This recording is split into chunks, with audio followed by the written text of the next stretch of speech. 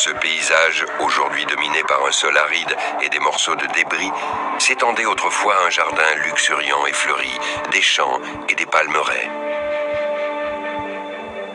Des documents anciens indiquent qu'un bras de l'Euphrate et de nombreux canaux traversaient Uruk, ce qui en faisait une véritable oasis.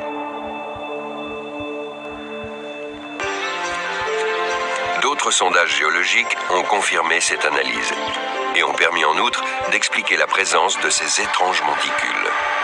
Il s'agit de sédiments qui se sont déposés au fond des canaux au fil des siècles. Leur dureté leur a permis de mieux résister à l'érosion, contrairement au sol arable.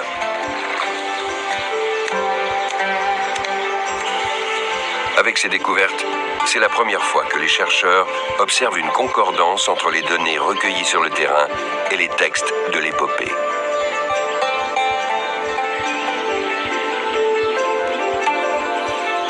Savoir ainsi tirer profit de l'eau témoigne d'une grande ingéniosité et d'une prouesse révolutionnaire pour son époque.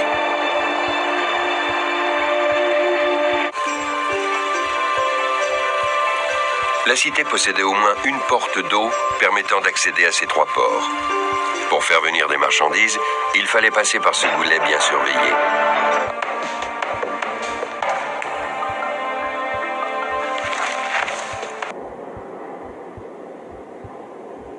Sur cette tablette d'argile qui figure le plan de la ville de Nippur, on peut voir l'exact emplacement du temple et de l'enceinte qui protégeait la cité. À l'ouest de la muraille coulait l'Euphrate dont une partie du cours avait été détournée pour alimenter la ville.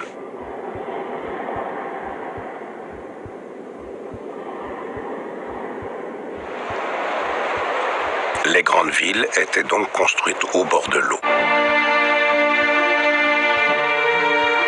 Cette ville immense se situait au milieu de 4000 hectares de champs de céréales. Son port recevait les marchands venus du golfe Persique et exportait des denrées à plusieurs milliers de kilomètres de là vers la péninsule arabique.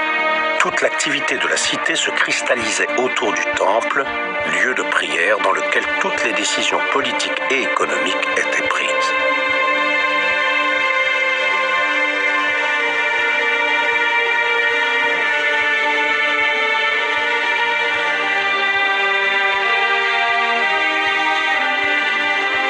Derrière une muraille haute de 8 mètres, les maisons s'amoncelaient en un ensemble hétéroclite. Dans les rues étroites et tortueuses, les égouts étaient inexistants. Les ordures brûlaient au pied des façades quand elles n'étaient pas simplement étalées sur la chaussée. Les bâtiments à 3 étages côtoyaient les édifices à un seul niveau. Aucune habitation n'était alignée sur sa voisine. Outre les portes basses et quelques trous d'aération, les façades ne comportaient pratiquement pas d'ouverture. Les habitants d'Ur se protégeaient ainsi de la chaleur et des nuées de poussière.